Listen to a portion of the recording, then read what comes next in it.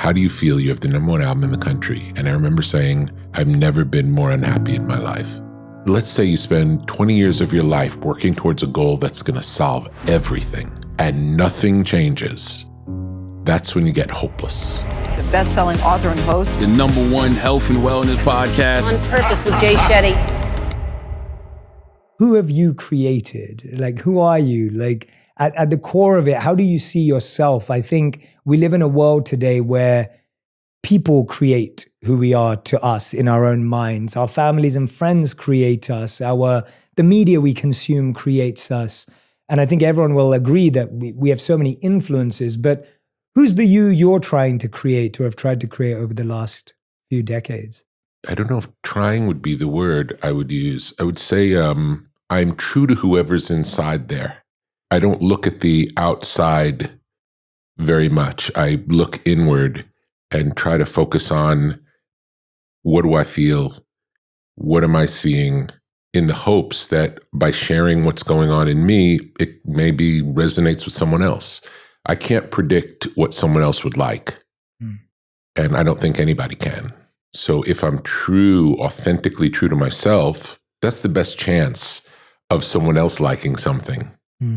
So I would say tuning into myself and being honest with myself and anything I can do to get closer to understanding what I like and why I like it and what I don't like and why I don't like it is helpful in the work that I do. Yeah, I love that idea of almost like a personal check-in or a sense check. And it's interesting, we do it after we eat food. Like, you know whether you liked a restaurant or you didn't like a restaurant. Or it's automatic with food. It's funny because I've been asked about, like, how can you be so confident in your opinion? It's like, if you taste food, how confident can you be if you like it or you don't like it? It's so clear. It's so face value. Yeah. And I think we tend to overthink and put layers on top of something as simple as, it tastes really good, I like it. Or, you know what, this one's not for me. Yeah, absolutely. It's as simple as that. Absolutely. And why do you think it is, though, that over the years, we've all, as humans, from your perspective, your opinion, I'd be fascinated to know, you've worked with so many people who also make things that are fascinating to billions of people on the planet, right? We all experience what it feels like to get 5-10 people to laugh at a joke or listen to something we do. But when you're creating at that scale, what, in your opinion, has made us so addicted to wanting to become someone that people like and often go against who we truly are? You just said you like to sense that authenticity and feel how you feel. A lot of people are scared of that. A lot of people would rather mold and become malleable and evolve and become who people want them to be. Why do you think that is? People like to be accepted. People want to be accepted. And I'm suggesting in the book that the best way to be accepted is to be yourself. It's not to change yourself to what someone else thinks.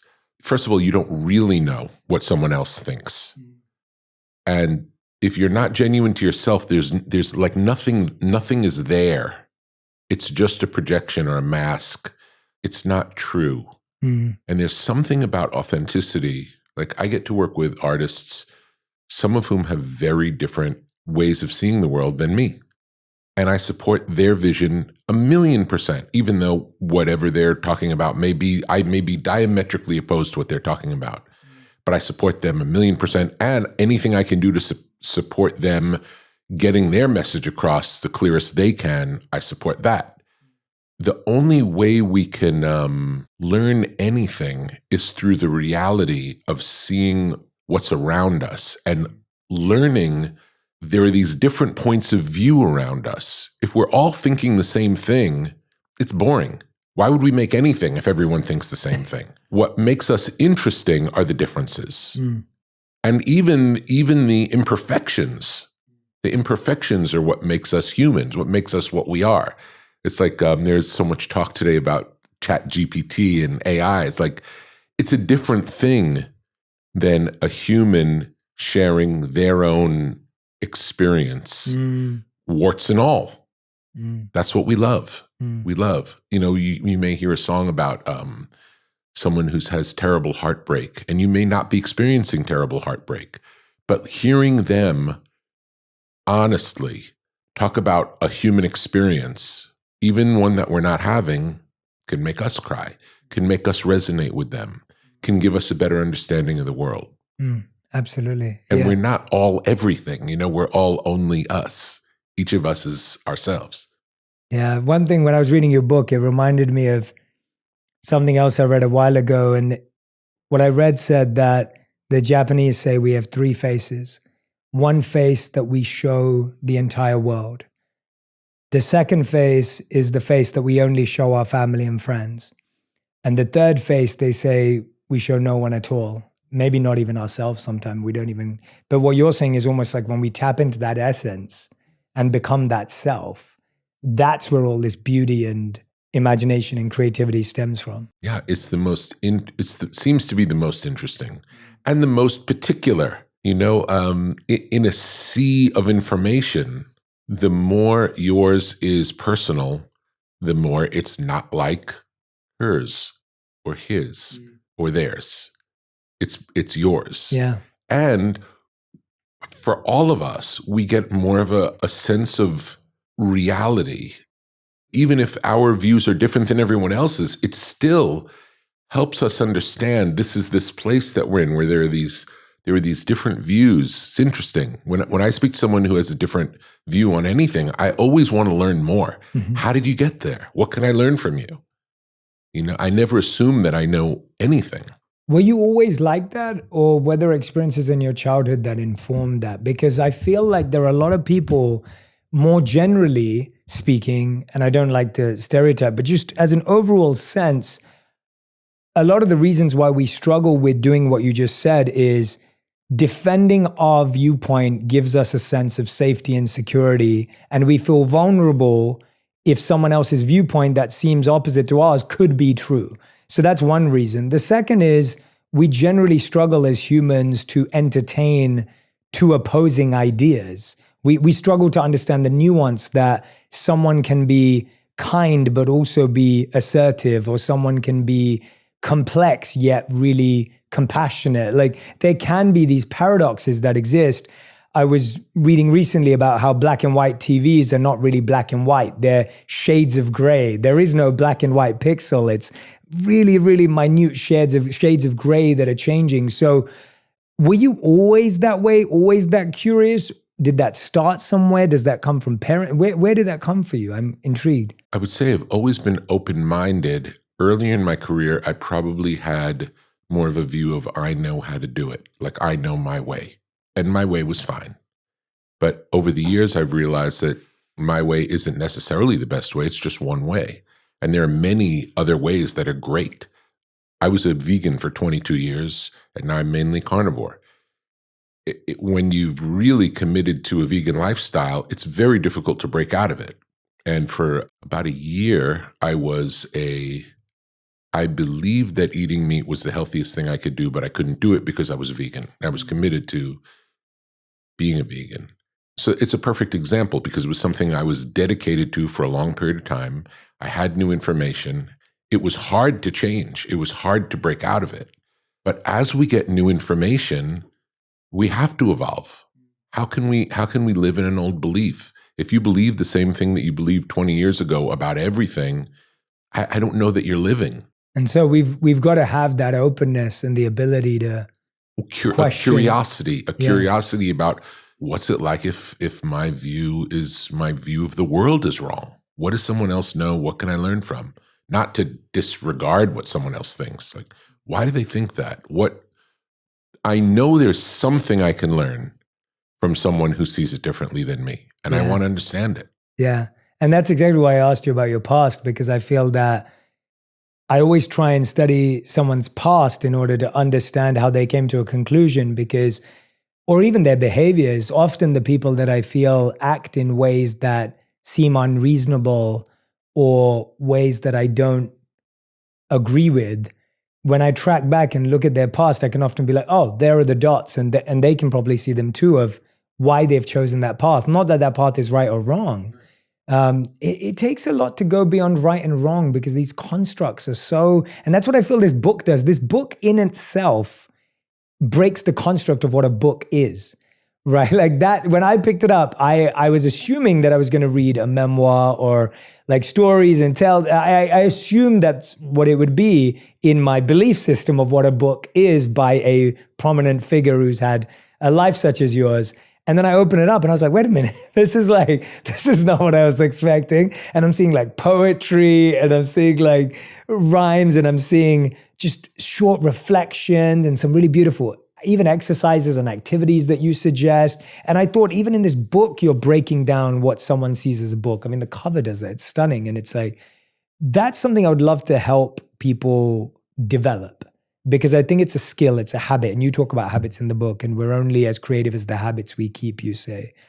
How do we develop that mindset? Is there a step-by-step system, or is it something that you just start tomorrow and you now are more curious when something conflicting comes your way? It's something you get better at the more you practice.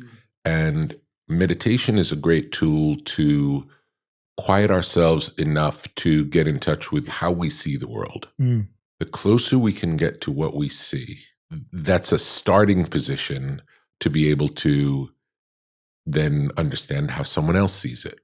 And it's interesting to be able to learn to argue the points opposite what you believe.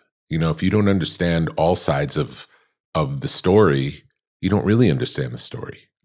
So it's helpful to understand the whole picture and hold all of the beliefs softly enough to be surprised and learn something new and change everything. You know, the book is called The Creative Act, and it is about being creative more than even doing things that are creative. But have you ever sacrificed creativity for anything on any project or in any personal endeavor in life where creativity had to be sacrificed, or you felt pushed to sacrifice, or where you felt it was being, where there was a bit of a part of you that was like, I might have to let go? In the world of art, I feel fearless. I feel like whatever strikes me as this is what's interesting to me, I'm good with that. It doesn't extend as strongly into life. I know people who are completely fearless in life. I'm not there yet. It's very impressive. I love it. But within the confines of creativity and making things, I know, and only I know it through experience. I started only making things I liked.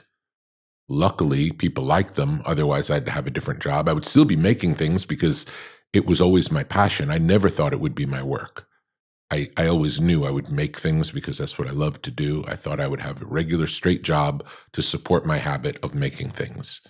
And then miraculously, the universe allowed me to make things as a full-time thing in life. It's crazy. Yeah, it's amazing how we always talk about how like life imitates art or art imitates life. And why has it been harder to translate from art to life, that idea of fearlessness? What are the things that you find yourself fearing in life that you find so effortless here?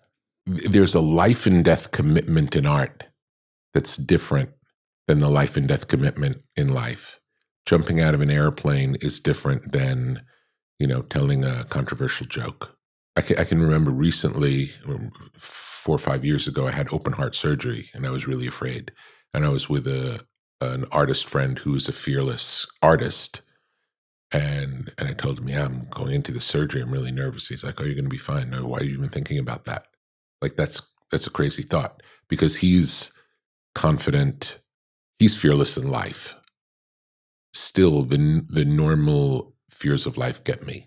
But in art, I know the real power in it is going to the fringe edges of where you can go. That's the purpose of doing it is to see how far you can take it. So I feel in a way obligated to do that. So I know that's what's most interesting to me. There's so much middle of the road and it doesn't interest me. I want it because it's louder, quieter, softer, harder. It's pushing some boundary. That's why I take notice. It's not more of the same. It's not just another. It's the one that makes you like, you stop and, did I really hear that? Did I really see that? what's going on here? You know, what you see a movie where you have to lean forward and pay attention, like, what's happening? It's not just the audience's hand is being held and walk through a story simply. I like the complexity and difficulty that forces me as the viewer to participate in what's going on. I'm not just being carried along. I'm intrigued if you'd be happy to go there. How do you use some of the creativity that you found in art in order to navigate some of the fears in life? Is it helpful? It is helpful. And one of the things is realizing the attitude we bring to things changes it completely. So the same event could be terrifying, or we can decide it's okay. And it's the same exact event. It's just a mentality. I had an experience years ago. I grew up in a place where there were no insects. Wow. Yeah. Where I grew up was just a very contained, protected environment. So I was, and my mom was afraid of insects. So I grew up with this feeling of insects as foreign and scary. And I was in Hawaii about 7 years ago, and there are centipedes that can sting you. They don't kill you, but they're very painful. And I'd been going to Kauai for a long time, and was aware of them, and in the back of my mind, afraid of them. And one night I woke up, my head was itchy, I brushed my head, and I felt something extremely painful. And I said to my wife, I think I was just stung by a centipede, and I have one of two choices. I can panic, which is what my entire life has led me up to, or I can decide it's okay and go back to sleep. And she said, the second one sounds better. I'll do that. 20 years ago, I don't know if I could have done that. 30 years ago, I'm sure I couldn't have done that. The panic is what I've been trained for my whole life. That's that conditioning where we're all, as you said, trained, conditioned, prepared for in a certain way. Yeah. Even things that we don't know about, like we may be afraid. Did you know that people were not afraid of sharks before the movie Jaws? No, I did not know that. The reason everyone's afraid of sharks is because of the movie Jaws.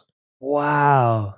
That makes a lot of sense. Yeah, that makes a lot of sense. Yeah. Change the world. Yeah, and it's unbelievable how, what we seek or what we shun comes from a movie or a song or a visual demonstration of whatever it may be. And I find hence so many fears are not real. And as we're talking about, fear only so often exists mainly in the mind.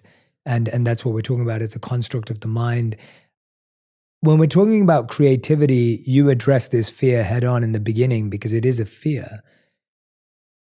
Everyone has somewhat of a fear, just as we say things like, oh, I can't sing. We say things like, oh, well, I'm not creative, or I'm not artistic, or I've never really been a creative, I'm more academic, or whatever it may be. We have these, again, constructs, right and wrong, academic, creative, mostly polar opposites. And you're actually saying, no, this is something everyone can access and has access to. And do access. And do access. Yeah, we just don't all acknowledge it. But deciding to take a different route home because there's a traffic jam in front of you and figuring out the way to go, that's a creative decision. Cooking food and it tasting a certain way and you think, oh, maybe it'll taste better if I add this to it, that's a creative decision. We all do them. Every day we make creative choices. Anytime we do something that's not exactly the same as the way we did it yesterday, the reason it's different is because we made a creative choice. Yeah, absolutely. As simple as that. As simple as just that. Just a detour in a car. Anything. Little sprinkle of this or that. Yes. Yeah. So we're all doing it. And the book is an invitation to open that channel as far and freely as you can. It really does that. I really believe it does that. What I love about it is you can truly turn to any page. And I know they say this about a lot of books, and I don't think it's true for most books, to be honest, because if you pick a random page of a book, the context is completely out. Whereas with this, there truly is that sense of, if you're looking for that creativity, if you're trying to seek it within yourself, there's something that will inspire you. What have you found over the years, working with artists, working with yourself? what have been the biggest blocks to creativity or to accessing that? What are the biggest blocks? Is it, I know, and I'll touch on a few that I'm intrigued by and curious about, but what would you say are the biggest blocks that people have to being truly creative and imaginative? One big block is concerns about what other people think. That's a big one. I made this thing that I love, but I think other people would like it more if I made it different for them. We don't know what they would like. It's all in our head. It comes back to this thing of what I think isn't good enough. You know, if I like it, that doesn't mean anything. That's what people think. It's like, just because I like it, that doesn't give it any value. It's like, as an artist, if you like it, that's all of the value. That's the success comes when you say, I like this enough for other people to see it. Not other people like it, so it's successful. That doesn't mean anything, because that's other people liking it is out of your control. All that's in your control is making the thing to the best of your ability. I talk about it, usually the way I talk about it is greatness. And that's the way I thought of it. My whole life was, my interest is in making something great. Greatness, lasting greatness, timeless. And I came to realize recently, it's all an offering to God. And if you're making an offering to God, you're not thinking about, oh, what's the budget? Or I hope this segment of the audience is going to like it. We don't think like that. It's a higher vibration. We're making the best we can make to the best of our ability out of love and devotion. That's what it is. And there is no, I'm changing it for someone else, because it can't be better than this devotional act that we're doing. There is no higher form. Yeah, and that's what you see so much in nature around us. I've always found, like, the sun is just selflessly serving and giving, and you see a bush of flowers or you see a tree that's growing fruits, and again, it's providing shade and fruit, and it's just serving. And it's interesting how when you call it a devotional act, the idea that it's a service, it's an offering, as you said. Absolutely. In that language. And even an offensive song is that to someone.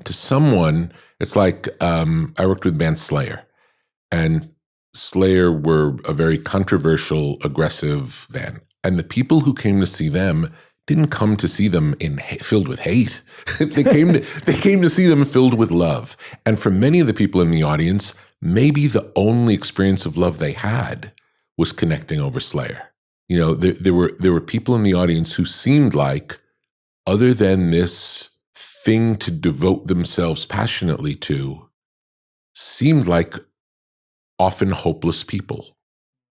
And for them to have something that they loved was beautiful to witness. And that sounds like one, I think you're spot on, that fear of what will people think, what will people say, art versus audience almost.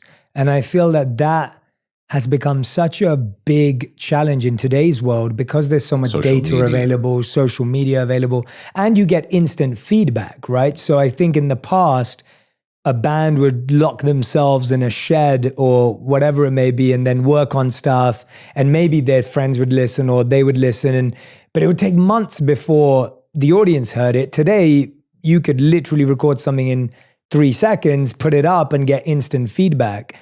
And so the feedback loop has got shorter.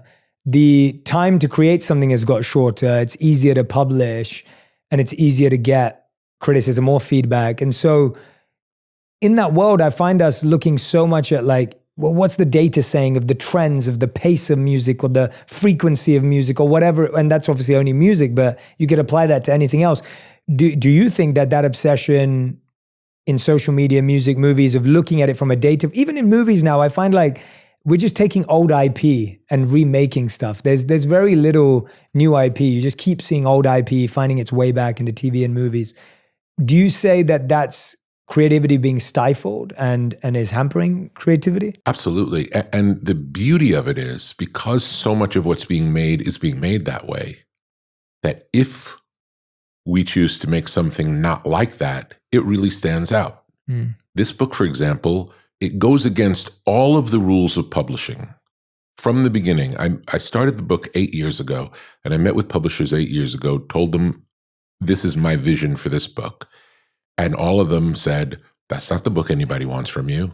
That's not the book. And I said, well, that's the book I want to write. Yeah. And like, well, but surely you'll tell personal stories and you'll talk about Johnny Cash and you'll talk about, it's like, no, that's not what this is. Yeah. It's a different book. Yeah. And then I decided not to make a publishing deal then, because even the ones who said they would go along with what my vision was, I could see that they really were fantasizing a different book than this book. Yeah. I waited till the book was written and then said, do you want to publish this book? Not the book you think is the book that you want me to write, but this is the book that I wrote, that I wanted to write and wrote. Do you want to publish this book? And then when they read it, they're like, oh yes, we'll publish this. That's brilliant. The reason I'm laughing so much is because with my first book, I had thought of the title when I was writing it because it resonated with me because it was playful, but also curious, and it felt true to me. It was the biggest reason why I'd chosen the title. It felt like it was truth.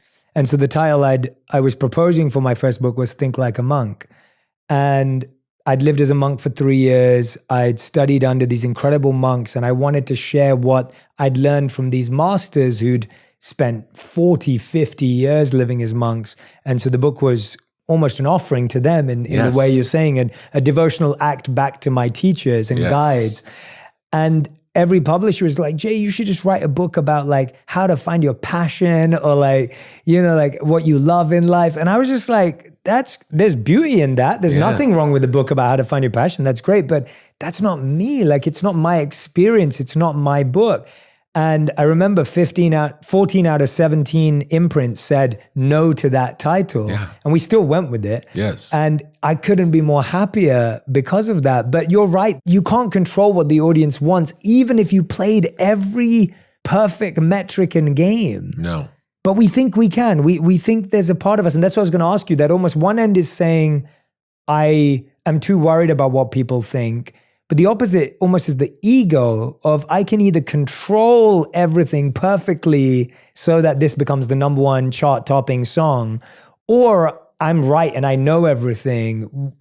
Do you see that as a block to creativity, and how, and how do you purify that? I think the goal is to get to this is how I see it. I don't know what other people are going to think. I can't know what other people are going to think. But this is how I see it. And I want to show you how I see it. That's my purpose here on the planet, is to show you how I see it. And then I want to see how you see it. And where do they line up and where are they different? And that's how we make sense of the world. It's not one story. Yeah. We all have a story. We all have something to say. And we can all learn from each other. And it's fascinating. It's like there are the same set of chords used in all the songs, yet new songs keep coming. You know, there's someone who say all the songs have been written. It keeps happening. How do new jokes come up? They're all the same, but then they're all different. And how we interpret it and it comes from each of our life experiences, which are different. We each have our own family origin story. We each have our own places that we grew up, the things that we saw. We could go and do the same thing together and then get back and discuss what we saw and see two completely different things. And it's not like one of us is right and one of us is wrong. We're just noticing different things. There's so many data points to take in, and we each take in the ones that speak to us. So true. Yeah, you're reminding me of the famous words of Mark Twain of, history never repeats itself, but it always rhymes.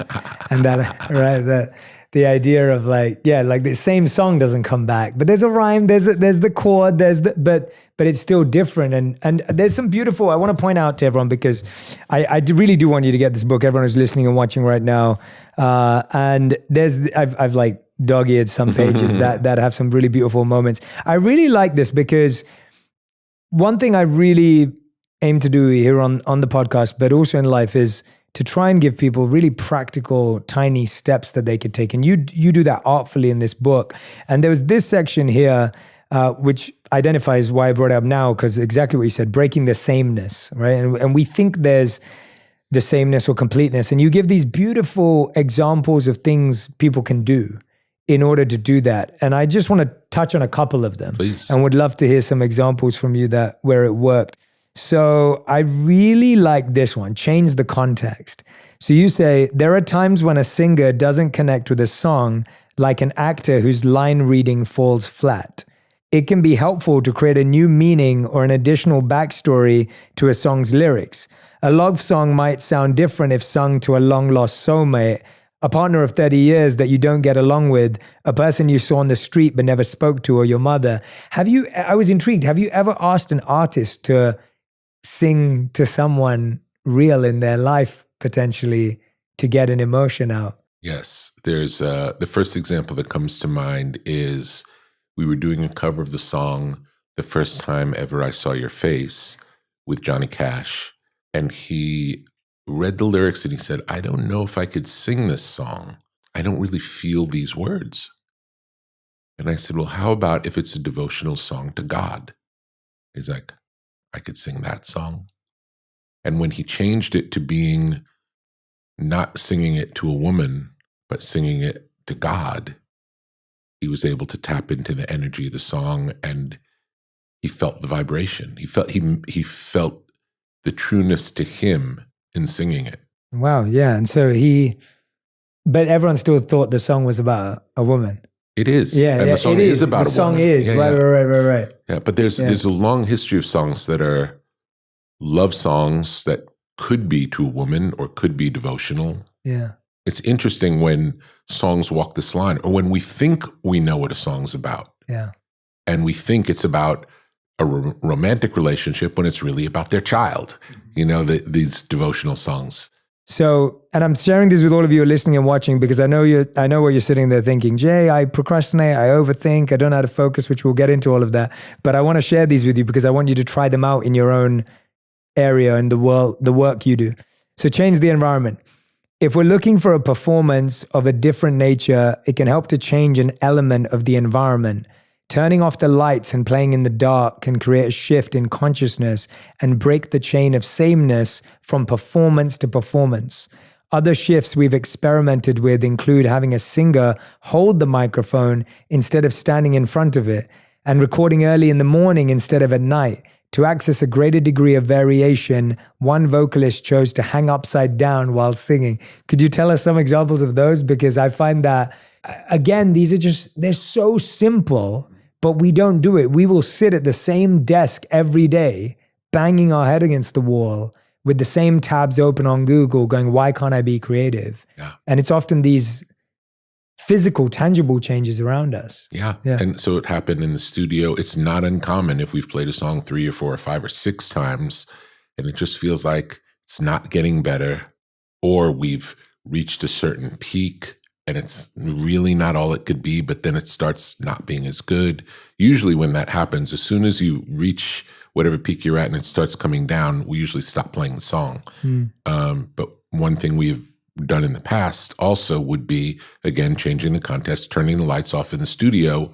It changes everything. Mm-hmm. It's not take 7. It's the first take in the dark. And it changes. The first album I recorded with the Red Hot Chili Peppers was I think it was their 5th album. And the albums that they had done before, they had all done in traditional recording studios. And they told me that none of those were good experiences. So we thought about, what could we do for this experience to make it the first different one instead of the 5th if the first 4 were bad. Could have been the first good one in the same environment, or we could change the environment and it would be the first of any kind.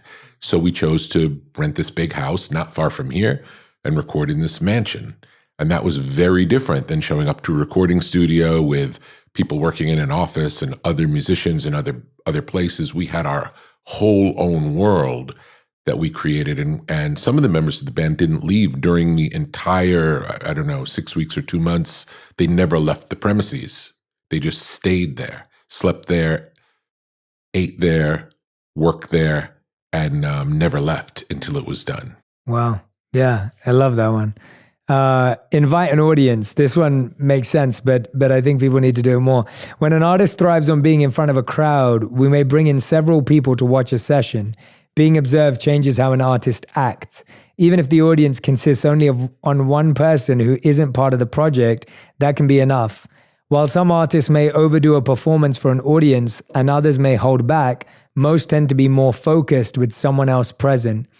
Even if your art is non-performative, such as writing or cooking, it will still likely change with an observer present. The goal is to find the specific parameters in each case that bring out your best. I love the idea. I had a few friends a few years ago. One of their buddies wanted to become a stand-up comic, but he had no experience in stand-up comedy. So they threw him a stand-up show in their backyard, and there were like 15 of us present in the audience. He got announced onto stage in front of an audience that wasn't going to heckle or be the meanest to him. And he got to practice. And it was just such a beautiful way, to do that for your friends, but to experience that. And I'm on tour at the moment. This is my break period. But for my test, we were rehearsing in a small theater in Thousand Oaks. And so what the theater said to us is they could throw it out to their local audience members who would have no clue who I was or what I was doing, and they'd come along. Little did I know that we'd have like 50 to 100 people that weekend watching the show just as a rehearsal. Yeah. And it was so useful to me before I went out. And it was huge, Absolutely. huge. So I loved that one. I was listening to a story on the way here. I was listening to a podcast in the car, and it told a story about the Beatles, that when the Beatles were interviewed individually, they were all these thoughtful, interesting, soulful people. Wow. But when they were interviewed even two together, they became sarcastic and never said much about anything real, and was much more of a performative, cool, like to look cool in front of the other one. Wow. That just being with each other changed the way that they appeared in the world. Wow. Yeah, that group aspect is so interesting. You've just sparked another thought for me that I think it would be really interesting for people to hear. You going back to this, it's interesting, again, them being on their own allowed them to be more of their authentic, deeper self to some degree, I guess. I think it was in Bob Iger's book where he talked about how he was saying that George Lucas, Spielberg, Tarantino, and a bunch of others used to almost have a movie mastermind where they'd played their movies to each other before they went out.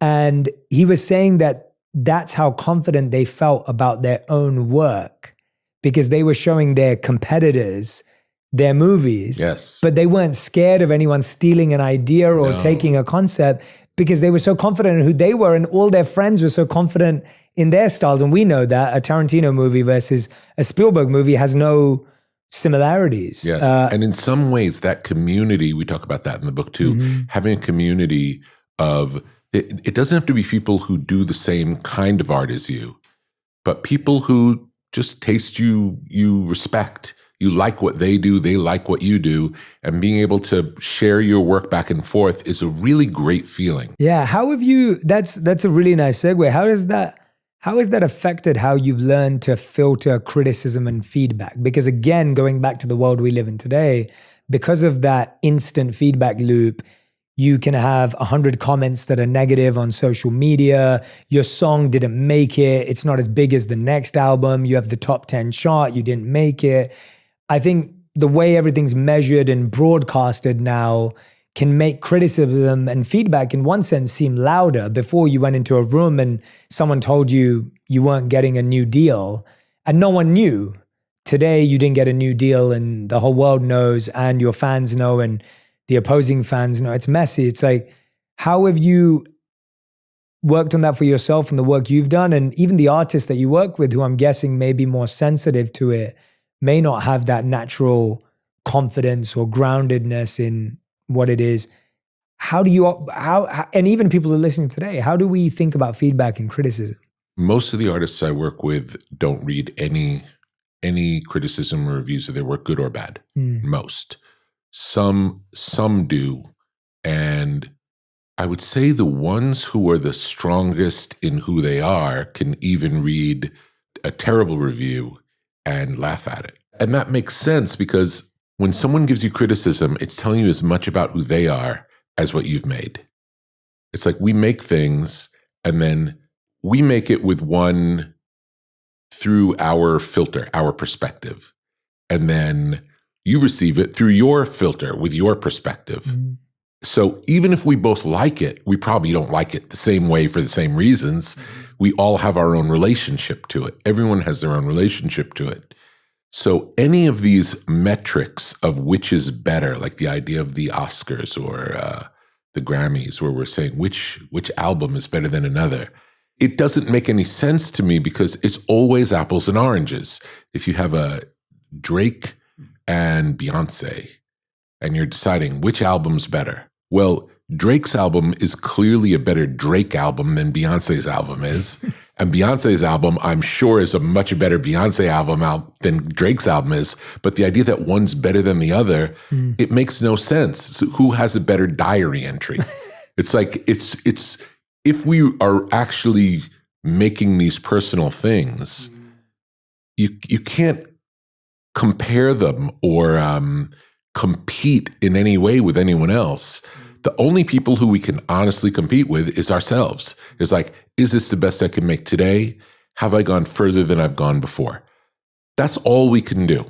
That's the only competition that makes sense, is continuing to evolve and push ourselves artistically and not get complacent, especially in success. It's easy to get complacent once something works. It's like, I'll just keep doing more of that. It ends up maybe one more time you can get away with it. But once 3 are similar, it stops being interesting. Yeah, that's so true. And that comes back to that sameness point that we always, and I'm just addressing things that I know all of you are thinking and feeling right now, like, or I'm assuming you are, the idea of, oh, Jay, there's already, when I started making podcasts, I think there were like 700,000 podcasts in the world. And today there's like 2 million plus, maybe even more now. And that's in 3 years, it's tripled. Since I started 4 years ago, it's tripled. And so when I started, everyone's like, Jay, there's 700 podcasts. You don't need another podcast. Too late. Exactly, you're too late. And then now everyone's like, oh my God, there's 2 million podcasts. Like, there's too late. And we do that. We start again using a metric to say, and you'll only feel that way if you're planning to repeat what's already been done. Because if you're not planning to repeat it, then you're one of one. You're not one of 2 million or one of 700,000. It's one of one because you're only bringing your own essence out, right? Like, yes. Just because every other podcast, you could be like, there's so many interview podcasts. There are so many interview podcasts. That's true. And they're all different. Yes. Exactly. Like, and we got introduced through your long-term friend and my new mutual friend, Andrew Huberman, who's also been a guest on this podcast. He has a phenomenal podcast. I love his podcast, but so different to who I am. So different to what we do. And then there's a million other friends that we have that have shows. So the most common thing I hear when it comes to creativity or it comes to tapping into your essence is distraction, overthinking, and procrastination. Like, those words come up from my community again and again and again. And that's the kind of community listening I do like to do, where I'm like, well, what are people struggling with? Because we're trying to help. Yes. What are people's challenges? I have to know from them what they think it is, and then I'll also share in the way I do. Have you or anyone you've ever worked with ever dealt with big bouts of procrastination or overthinking? Yeah, absolutely. And how do you define it? Because I almost think... I would say there's two... Distraction and procrastination are related and different. Mm-hmm. Procrastination is not a good one. Distraction can be. Distraction can be helpful. You can use distraction if you hold a question to be solved and don't sit and think and try to solve it, but go do something else and go, take a walk or go for a swim. You'll find that it changes. And the distraction of when you go for a walk and seeing, oh, look at that tree over there. Look at those birds. Or, whoa, that car came kind of close to me. All of those things, that living in the world, even though it's not challenging in any real way, it's a distraction that's using some part of your brain. Some part of your brain is occupied with, do I turn left or do I turn right? Oh, look at that thing over there. Oh, is it going to rain? These other things are happening. That's different than just sitting in a room looking at your laptop. Just those outside cues can give you a way in to solve a problem that you wouldn't solve if you were sitting and working on it. For example, if we were now doing this podcast together on a walk, it would be a very different podcast than us sitting here staring into each other's eyes. Yeah. And it's a beautiful idea. There was a period of time where I lost a whole bunch of weight. And one of the things that I did as part of that was I only did walking meetings. Before, I used to only do lunch meetings. So I switched the lunch meetings to walking meetings. And I would meet people in Santa Monica and we would walk. And the meetings were so much better than the meetings either in a restaurant or in an office. Everything shifted just because we were moving, we were doing something. There were external stimuli, even though the external stimuli had nothing to do with what we were doing. Yeah. It changed. It was a change in context that really did make the conversation much more interesting. And there's also something about when you're walking, you're not looking at each other. So it's easier to go into your own thoughts when you're not looking at someone. So it was very interesting, a great experiment, lost a lot of weight, and the meetings were the best they've ever been. Yeah. That makes a lot of sense. There's a lot of work in couples psychology that suggests that when couples argue, they're usually sitting on opposite sides of a dining table. And when you're sitting with something in between you, first of all, I mean, here we don't have anything, but you have something in between you, it's already creating a distance. Yes. And now you're working against each other. Yes. Rather than what you're saying is you're walking with each other. Yes. And you're looking off into the same direction. So you're almost creating a future.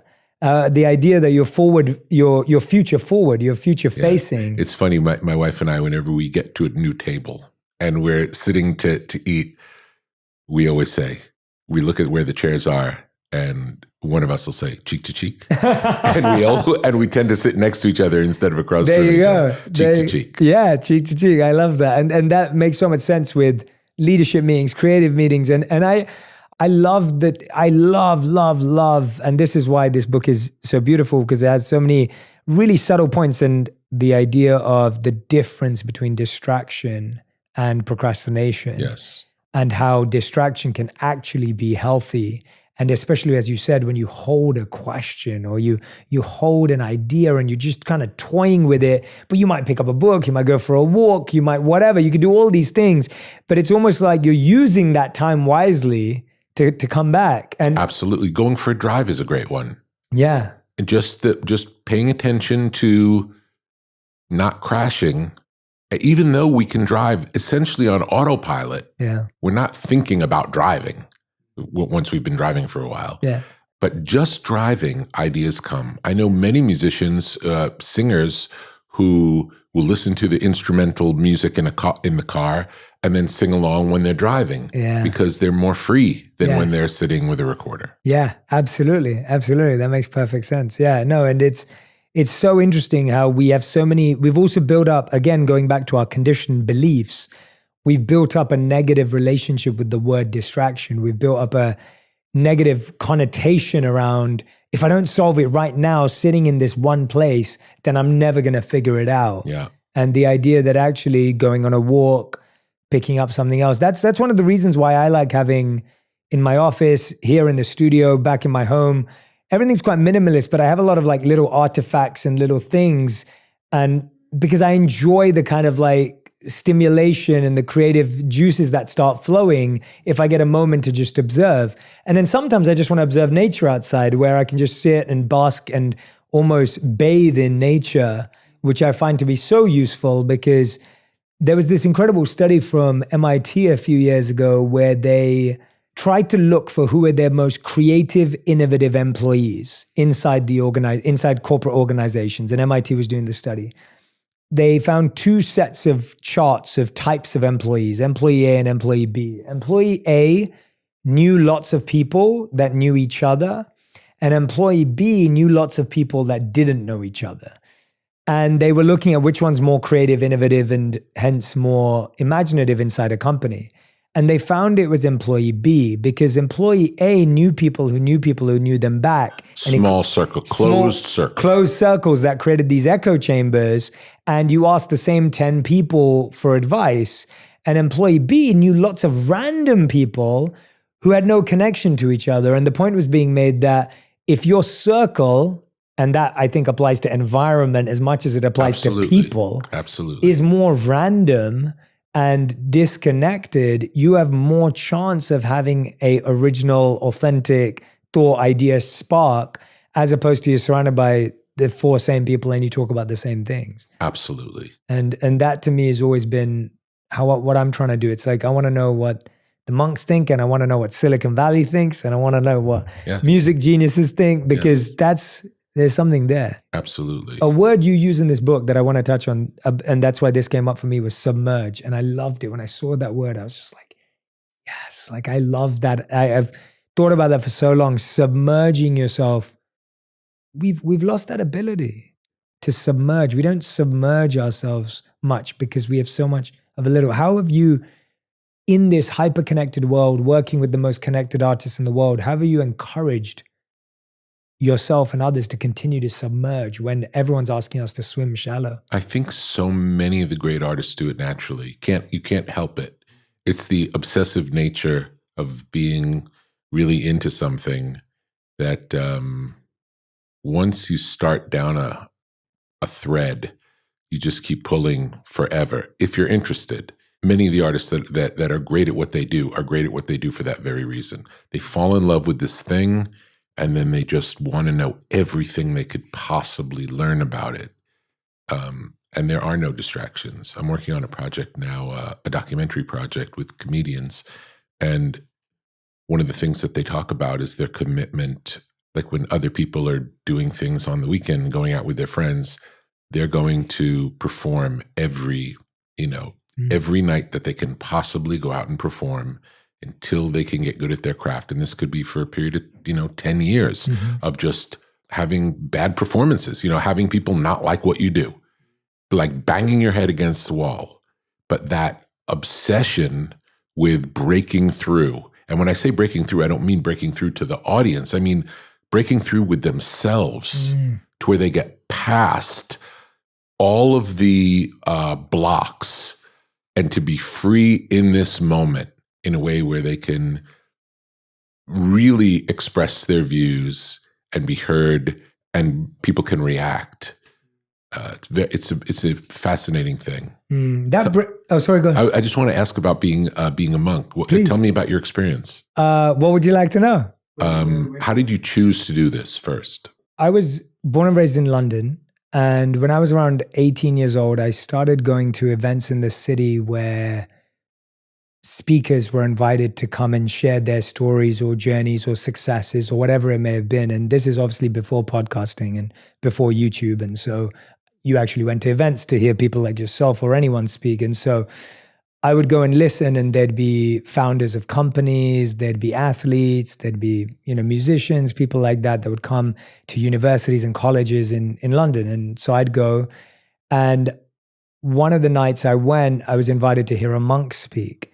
And I was 18 years old, and I didn't really have a perception of monks. Like I didn't really have any, I'd seen saintly people and holy people coming from an Indian background, but I never really knew what monks were or what they did.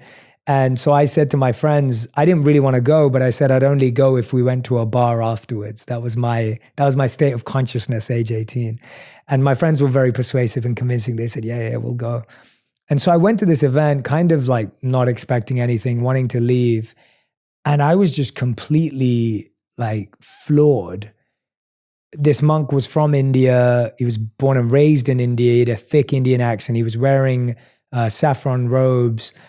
And there was nothing externally that I should have found attractive about him as an 18-year-old guy.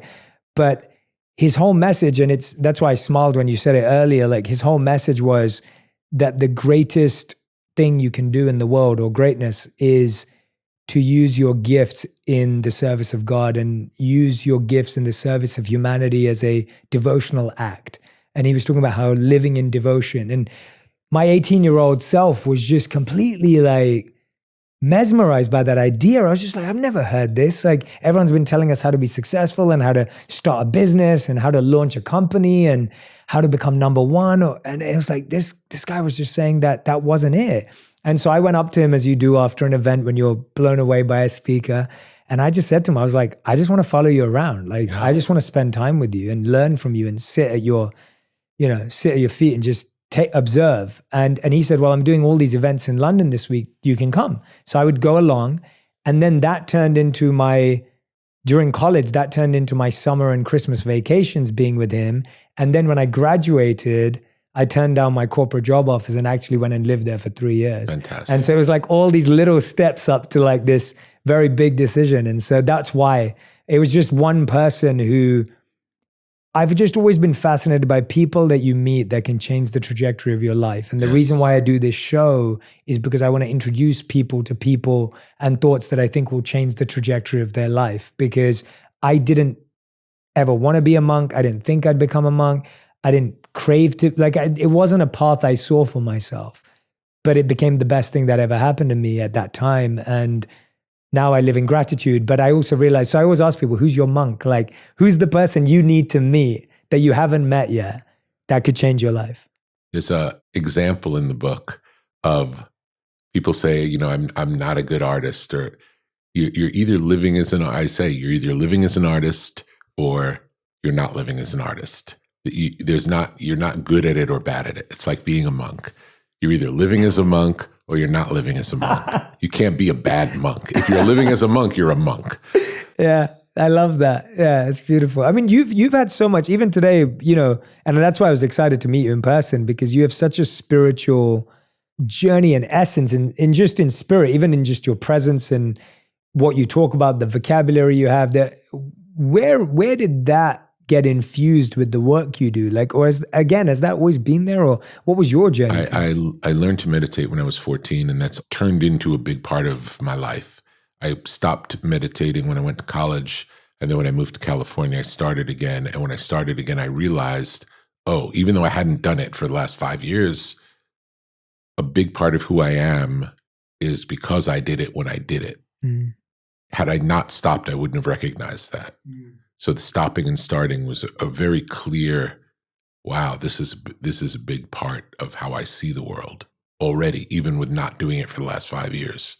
What type of meditation is it? And how TM. TM. Oh, TM. Perfect. Okay, got it. Yeah. I learned TM, changed my life. And since then I've learned Vipassana, and I do many different practices and breathing practices and Tai Chi and many different meditative practices.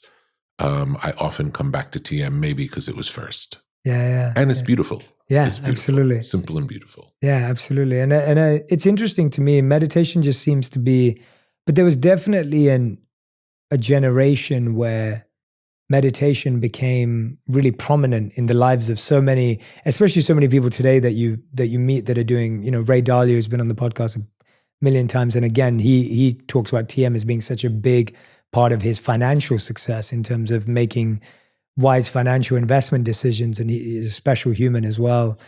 I feel like that resurgence is back now, where there's so much more talk about breath work and meditation. And if you had any words of wisdom or insight for anyone who's trying it, experimenting, what would you suggest to them as someone who's done it for so long, had breaks, found usefulness in it? Are there any things that come to your heart or forefront of your? The first thing that comes up, there's a beautiful book called Wherever You Go, There You Are. I love that book. I had meditated a long period of time before I read it, but I remember reading it feeling like this is the best, both introduction to meditation and reminder of the power of meditation, regardless of where you are in your meditative journey. So I would recommend that book as a way in, and find the practice that works for you. And I've also used like Yoga Nidra or different guided meditations, which also are beautiful and helpful. Yeah, absolutely. I used a load of Yoga Nidra when I had my hernia surgery. I was like, I couldn't get to sleep because of the pain. And so Yoga Nidra is beautiful. If you have trouble sleeping, everyone, Yoga Nidra is like really special.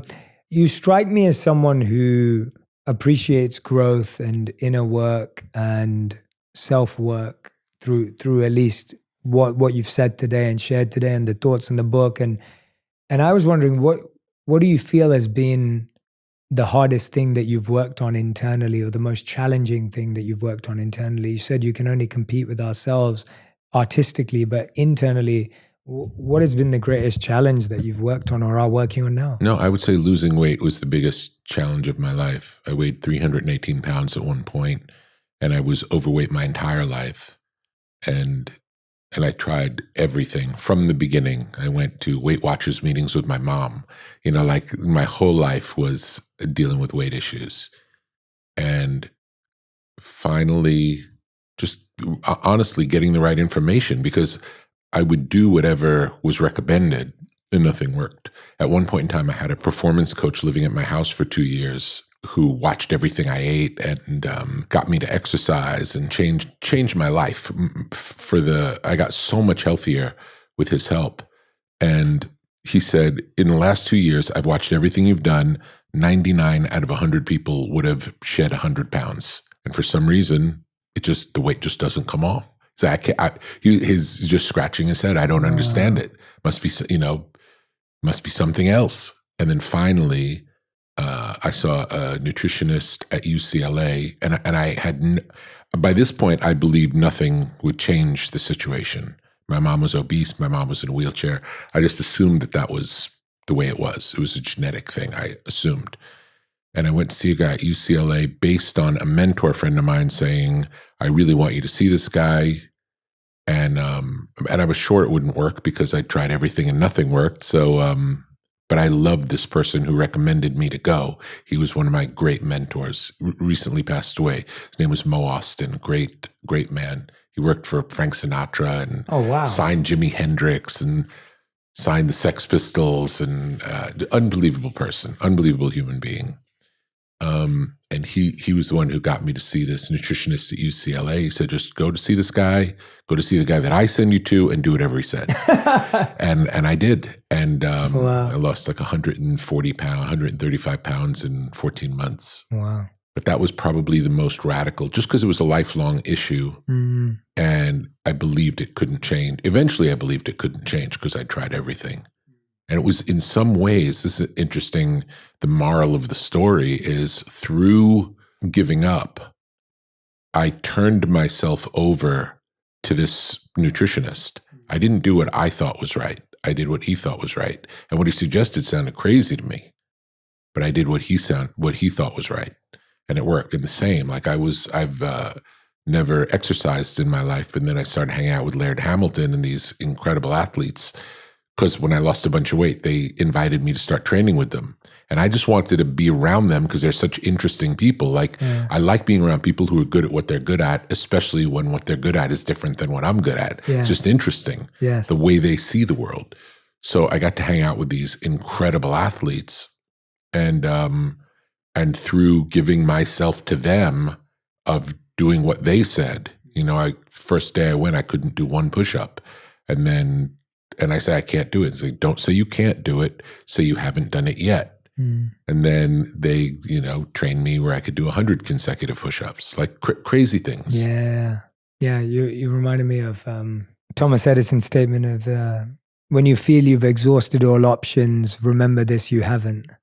And I think it's so interesting with health specifically. It's fascinating that you chose that, but I think that's so true, where you think you're doing everything right. And I've experienced that with myself as well, especially with my gut and inflammation, where I was like, I was doing everything right. I'm really living a healthy life and still having this. And then again, passing myself over to an amazing coach who's just told me exactly what I need to eat, and all of a sudden you feel better, and it's almost like magic when it happens. Yes, but it's also finding the right coach, because you could see 10 other coaches and do what they say, and it doesn't work. Yeah, we're so different. That's another thing. The idea that one size fits all. Yeah, it's like there is no one answer for anyone. Yeah. We have to find our path. You could have seen probably many different monks and not had the experience you had. It was that monk spoke to you. I remember the first time I saw Ram Dass speak, I felt like this is the first spiritual teacher that really speaks to me. And the next one was Thich Nhat Hanh. When I saw Thich Nhat Hanh speak, I felt so much peace in my body hearing him speak that I couldn't even hear what he was saying. I went into a trance in his presence. And this is with 2,000 people. You know, in a room of 2,000 people, he stepped out on stage and I felt like I was going to pass out. Yeah. That's how much peace he carried. So seeing these things, seeing these incredible teachers and these deep souls and getting inspired and learning from them all is that's the work. Yeah, absolutely. And you're right that finding our mentors, our guides, our teachers is or people that inspire you is such a big part of life. And I've found studying their stories and studying their life, it gives so much texture to your own as well. And you know, when you look at passing these things on, when you look at passing, you know, as you start this book by talking about how you're like, these aren't facts, they're my thoughts, and hopefully they help and support you. When you think about giving this, I can imagine a lot of young parents who are listening thinking, well, how do I help my child tap into their creativity? How do I help, even if it's not your child, but my friend, my family member? What have you found helpful ways in being a proponent of ideas that you believe in? Have you found specific things to be more authentic and useful and hence translate better? Well, I think in general, people don't like to be told what to do.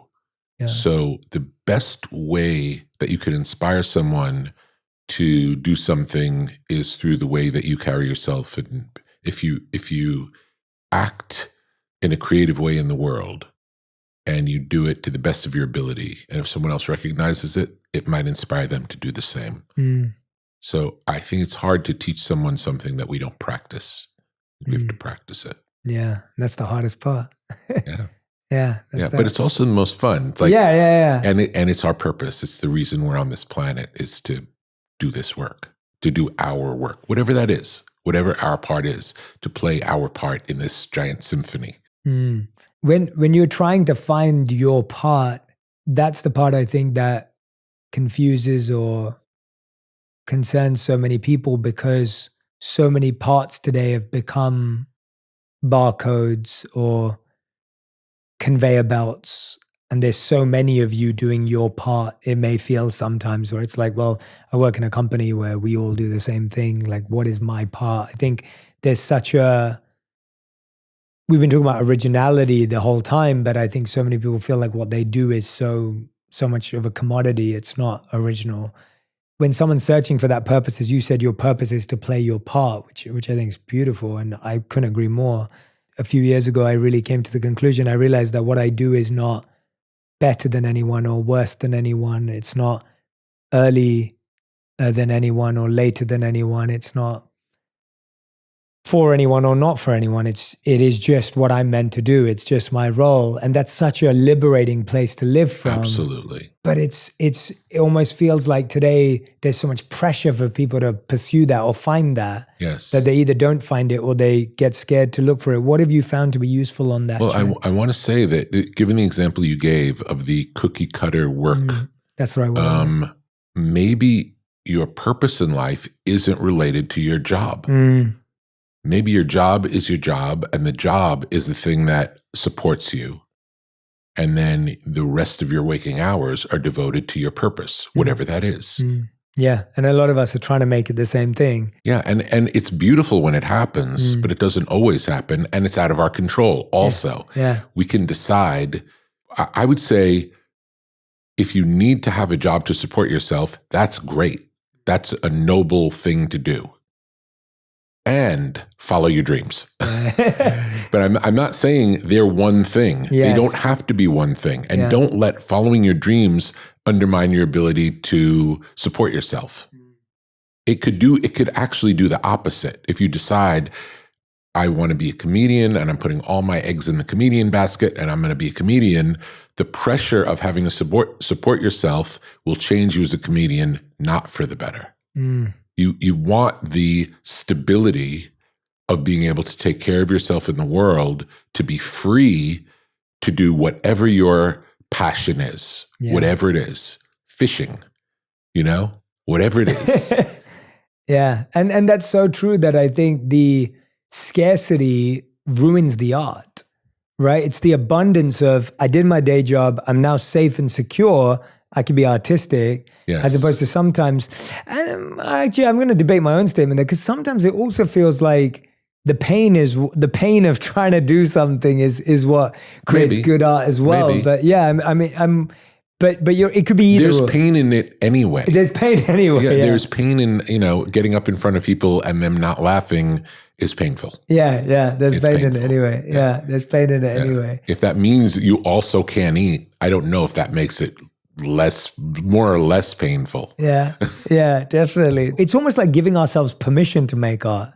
Like I Yes. feel like there's a moment where you go, now I'm worthy almost. But what you're saying is you are always worthy because it's who you are. Yes, you're always worthy as who you are. Yeah. Why do you think we don't feel worthy of anything, not just making art, but so many of us, I think, feel a sense of like we're not worthy to do what we love. We're not worthy to share our purpose or our passion. There's a sense of we don't want to give ourselves. I think there's a mythology that the people who make things that we love are special people. And that we think that they're, the people on Mount Olympus, and they're these magic people who are geniuses. And then there's the rest of us. And that's not the case. It's like we're all just people. We're all doing our best. We all are good at some things, not good at other things. We're humans. And sometimes we find a way to make something beautiful. But that's it. It's no, do you know what I mean? There are no special people, really. We're all special. Yeah. And I everyone please listen to that again and again and again, because that's the mess of like, that person's gifted, they're special, they did something unique. And I promise you, if you knew them 20 years ago, you wouldn't think that. No. But you just met them at this precipice of their life. And they don't think so. They don't think that, No. yeah. Or if they do think so, their art will suffer. Yeah.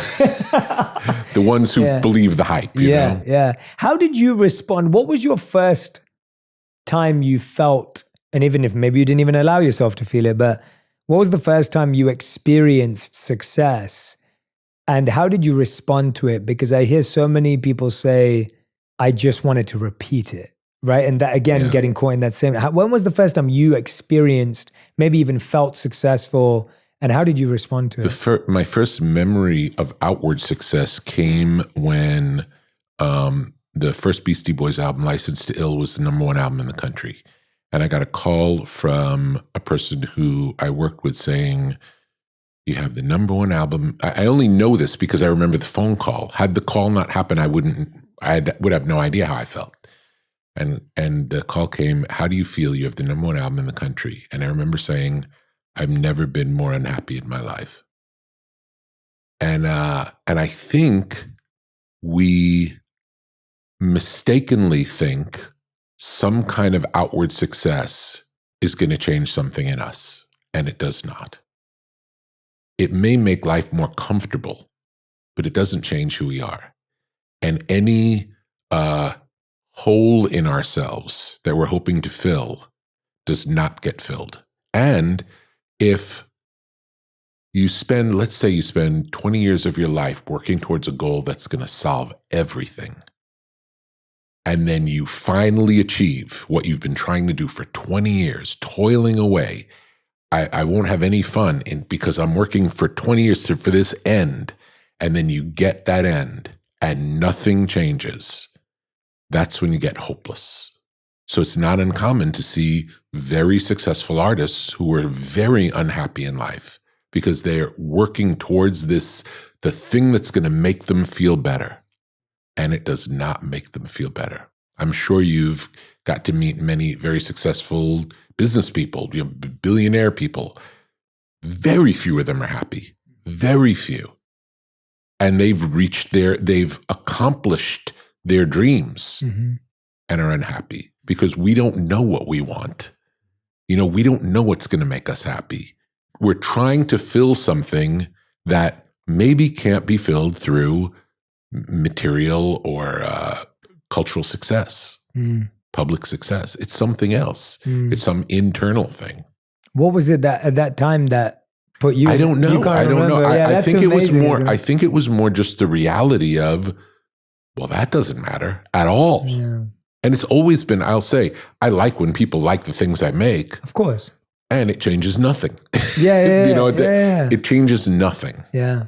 I found that there were only a few things through my monk experience that helped me realize what made a difference. One was something we're experiencing today, which I really feel from you. And Homer, who's always been here, he's filmed every episode pretty much we've done for the past God knows how long now, but that there was a stillness and a quiet and a presence. And so the first thing was presence, the idea that presence is a big part of joy and happiness, and just being able to actually be here right now. In the way you said one of your favorite books was Where You Go, There You Are. Is that? Wherever You Go, There Wherever You You Are. Go, There John You Are. Kabat-Zinn. Yeah, of Beautiful course. book. Yeah. Wherever You Go, There You Are. Presence. The other one is learning and growth. The idea that we're growing, we're evolving, we're learning. There is some kind of stimulation of evolution. We all need to evolve. The third one was achievement. There was a sense of achievement, but I think today's sense of achievement has become about an external metric, as opposed to, do we even think that's worthy of achieving or pursuing? And then the fourth, which to me sometimes is the most important, is the service element, the act, the offering, that we were working always in devotion. And those were like four really simple things that I think have formed part of the mocktail of joy, happiness, success. When you said something really beautiful there, you said the first time you felt outward success. When was the first time you experienced inward success or felt that? Or is that something that's constantly in progress? No, that's something, probably making something. So it would have been one of the very first records I ever made. The experience in the studio of hearing something that I haven't heard before, getting excited by it, and then maybe going out and hearing it in a club. Like even getting the club to play it just so I could hear it in the club. Yeah. That experience of like, wow, there it is. Or the first time you hear something that you make on the radio. It's very exciting, not because of what it means, but just I spent my whole life listening to music on the radio. And now there's something I made on the radio. I have this experience on a semi-regular basis, just out in the world. I'll be somewhere and in a coffee shop, and a song will come on that I produced, and the feeling is like, wow, can you believe it's just out there like that? I remember I could choke myself up. I could remember being in the room, what we were doing, like, and now it's playing here. How crazy is the world? I went to WrestleMania yesterday, and a song I produced was played at WrestleMania. I wasn't expecting it. I wasn't expecting it. It was like, wow, WrestleMania, it's crazy. Yeah. And you still feel that today. That's what's so special. It's just so wild. Yeah. You can't believe it. Yeah. It's crazy. I love that. How long have you done this now? How long have you done what you're doing? Yeah, like there was, I got to go to, I've been a Manchester United supporter my whole life. I got to go again recently. I had a really wonderful relationship with the club, and I went to watch a game recently when I was back in England. Em đến nhẹ nhàng như cách em đi qua cái khoảng lãng mạn như thi ca, khiến anh chẳng nhớ được gì cả, chỉ chút vừa vã anh ghi và anh không biết được là đôi mình còn gần bên nhau bao lâu nữa. Nhiều lúc anh nghĩ hay thôi mình có lẽ là đừng yêu nhau nữa, vì cãi vã nhiều quá anh mệt lắm, chia tay nhiều quá anh mệt lắm, tất cả ở em đều mệt lắm. Nhưng rồi thời gian cũng hết năm, em thì vẫn ở đó, vẫn nắm chặt tay, vẫn kể môi sát môi. Anh thì vẫn như vậy, vẫn nghệ sĩ nghèo chỉ có lời hát thôi. Em à, người ta mất nhau trong 2 tuần và ta xa nhau cũng 2 lần. Anh không có phải thằng khờ, cũng biết trái tim đâu đó đã phai dần. Phải cần một sự liều lĩnh để thấy mình còn luyến thương nữa không. Mình sống với nhau như vợ chồng, nhưng tình thế này thì chưa giống. Bài nhạc anh viết vẫn chưa xong, liệu rằng ngày đó có. And I knew he knew that. It's like me telling you my favorite songs you've worked on. I know you know them, but I had to tell him for my sake. And he was like living each game with me as if it was the first. And I was like, how are you still, how is it that it's still so fresh? And I guess same question to you, like, how is it still so fresh that at WrestleMania a song surprises you and you still get that childlike, like... Because it doesn't make sense. None of it makes sense. I remember the ordinary situation that it came out of. I remember the studio in, it was one of the first times I ever came to California. I remember it's not a studio, now it's a flower shop where the studio used to be. Off of La Cienega Boulevard. And it was this tiny little studio. And I remember being in this tiny little room, and one of the first times in California, and what a fun experience it was making the record and how cool it was. And that now, however many years later, 25 years later, seeing a stadium of 80,000 people and a song comes on unexpectedly, it's just bizarre. It's bizarre because I know the modest beginnings of all of these. And It's just regular people like you and me showing up somewhere and making something that we think is cool. It's unbelievable that it has some life that goes on. Yeah. It's crazy. But I love that because when I'm hearing you say that, it's like you took notes. Like there were mental notes of like that moment we went in. That like there's a gratitude and there's a perspective of it wasn't just, as you've just laid out, it wasn't just about having a record on the radio. It was all those minute, small moments of discovery and of intrigue and curiosity, which you made a note of somewhere in your subconscious that you then recall and live through when you hear that song in that moment. You're not living there just listening to a song at WrestleMania or on the radio or number one. It's like you're living through all those miniature moments that created it. Yeah, and I never listen back to music that I work on. So when I do hear it out in the wild, it's funny. It's like, wow, look, it's still there. Yeah. Crazy. Is there a reason you don't listen to it? Because I'm always making something new. I have no reason to go back. Yeah. You never even feel a sense of nostalgia or like a... No, unless I'm working with an artist and there's an example that comes up where I think, oh, we did something like this a long time ago. This might... Listen to this and see if this gives you any inspiration. Yeah. So more as a tool. But I would do the same for something I didn't make. You know, it'd be, let's listen to this Stevie Wonder song because maybe we'll learn something. Same. Yeah, that makes sense. There's a beautiful chapter in this book that I want to talk about, which is all about memories and subconscious. And I felt that you talk about this idea of larger intelligence and tapping into and even making almost journaling about dreams, which I found was something that I'm definitely going to practically take on. So I've never journaled about dreams. I know I dream, and there's times when I forget, and there's times when I remember, and sometimes I'll tell someone, sometimes I won't. And I when I read you say that you actually wrote about dreams and journaled about dreams, I was like, all right, I'm going to start doing that now. So that's something you've directly impacted me to do as a practical thing, because I feel like I've had fascinating dreams in the past. I've forgotten. It's too messy. And they dissipate very quickly. So quickly. Very quickly. So quickly. And that's when I was reading that part, I was like, okay, I need to hold on to these. Yeah. So some of the tricks, I talked to some degree in the book, but not so, I just touch on it in the book. There's so much to talk about. But when you wake up, you don't move.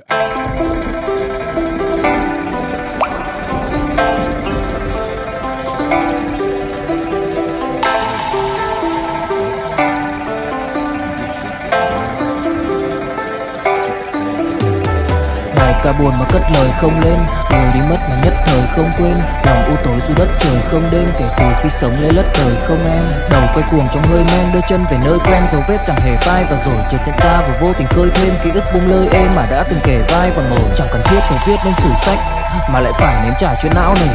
Chẳng thể biết thời tiết đẹp như tranh, thực ra là đằng xa có một cơn bão về. Chẳng cần mơ hay chờ đến vạn kiếp để ta được cạn tiếp cho hết tiền dao bôi, rồi chẳng thể nỡ để vỡ một nhân duyên, nên ta chỉ khấn nguyện chọn đời này chung lối thôi. Những kẻ si mê tới điên thường mơ tưởng tới thiên đường, yêu nương được tô điểm nhưng hận tạo hóa, tuyệt nhiên có ai đành bên em thành anh đài, tình ta như hồ điệp vẫn mãi giữ riêng đây về giây phút khắc sâu. Chẳng yêu em mà từng chút mắc câu, sầu hôn hút khuất sau vẻ nét bút chắc đau, hạnh phúc đâu cần chỉ cho phút bắt đầu. Nhớ đến cái lúc còn gió sương vơi đầy, nhớ hình bóng người nào đó vương nơi này, trong vẻ khoảnh khắc mong có được đôi tay ấy cố lau đi bờ mi khi nào thường hơi cay. Xa một người và bước qua cuộc đời không phải xa đi vĩnh viễn mà chúng ta chỉ tạm chịu lấy. When they were happening, I thought every dream every night was completely different, and none of them were about anything I understood. And years later, when I look back at it, all the dreams were about the same thing. And they all were, it was so clear what my subconscious was telling me. I don't remember what it was because it was probably 20 some odd years ago. But I remember being shocked by, oh, this didn't make, I was too close to it to understand it. I was too close. And with a little bit of distance, you can see what it is. Yeah. And it's also interesting to see how your subconscious works, how your subconscious abstracts reality to show it to us in a way that's intriguing and interesting, but not obvious. It's very beautiful. The reason why I love that so much is I even had to retract the immediate question that came into my mind, and I retracted it because, and I'll tell everyone what it is, but I retracted it because I just love the act of observing and being present with your dream as you're showing us how to do. And the modern day question is, well, what's the benefit of that? Like, why would you do that? And when I was asking in my head, I was like, if I just listen to you and I'm listening to you and I remember reading what I read and I'm thinking, the benefit is just the act of observing and just being there and being, and then like you said, being able to then look back potentially in the future, maybe not, maybe it is, to see if there are connections. And the subconscious, you're so right, is speaking to us in almost such a compassionate, artful way. Yes. Without telling you on the nose. Yes. But it's an important point. Don't do things just because you think you're going to get something for it. That's not why we do things. Yeah. Do what's interesting to you. Follow what's interesting. Don't worry about the outcome. Yeah. We don't know. We can't predict the outcome. We can never predict the outcome. Follow your own inner guide. It directs us. It might not make sense. It might not make sense to us. Might not make sense to anyone else. Certainly won't make sense to anyone else. But it might not even make sense to us. And that's okay. It's fine. Yeah. Listen to yourself. Why is it telling you this?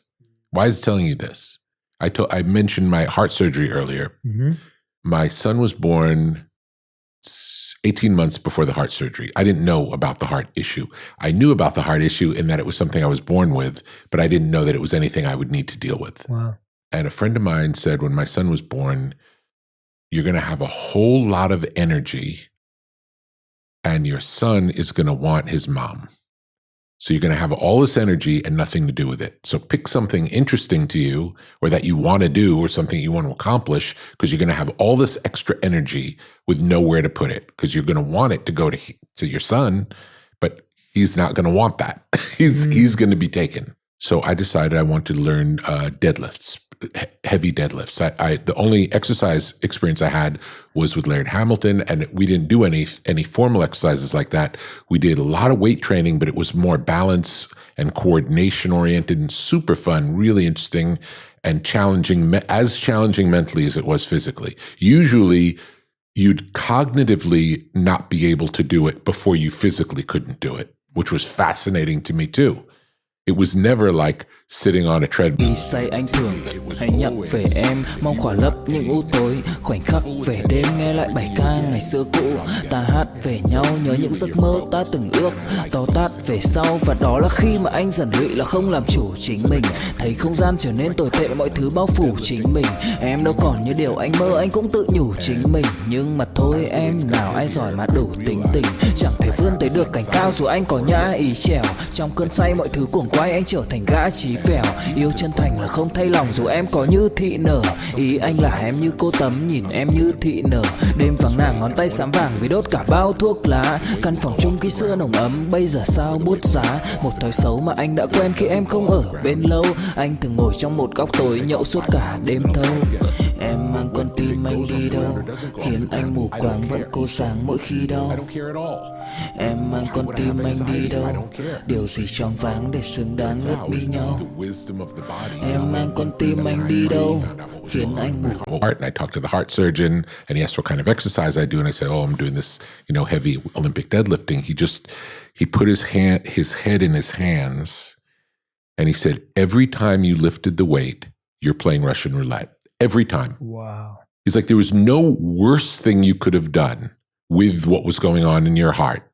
So, and again, I didn't know that, but something in my body had all this anxiety around something that I didn't care about at all. Yeah. So there are levels of wisdom that we don't know. We don't understand. So when you have an intuition to take the stairs instead of the elevator, or I always go home this way, but today, for some reason, I feel like going this other way. Yeah.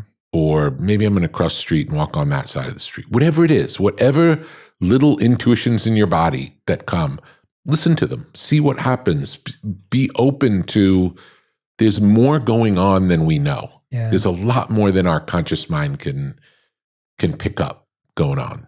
Yeah, we often do so many things because we think they're right. We think they're healthy. They're the thing you're meant to do, but it doesn't sit with you somewhere. Yeah. And I think so many people have.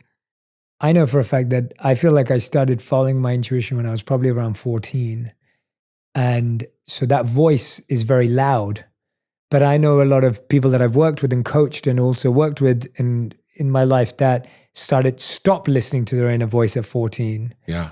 And so it's very quiet now. And so it becomes harder to really hear it. Yes. Because we've suppressed it for so long. And then the ego or the outside noise is so loud that we're guided by that. We're not misguided by that. It's hard to tap into it again. Have you found anything that helps you tap into it when you feel like you're losing it? Or have you met someone and you've worked with and you've said, hey, just try this to tap into it again? And the examples you just gave right now kind of feel real too, where it can be something as simple as take that route, do that. Because I find like people lose touch with it. Absolutely. I would say when you're getting advice of any kind, expert advice from whoever it is, no, maybe that applies to me. Maybe that applies, and maybe it doesn't. But it's okay. It's okay. No, there's no bad intention on the wisdom that's being shared with us. People are offering their best information, but the information that they're offering is based on their experience. So no, even when it's someone you really respect, when they're suggesting something, maybe that would work. Maybe I'll try it.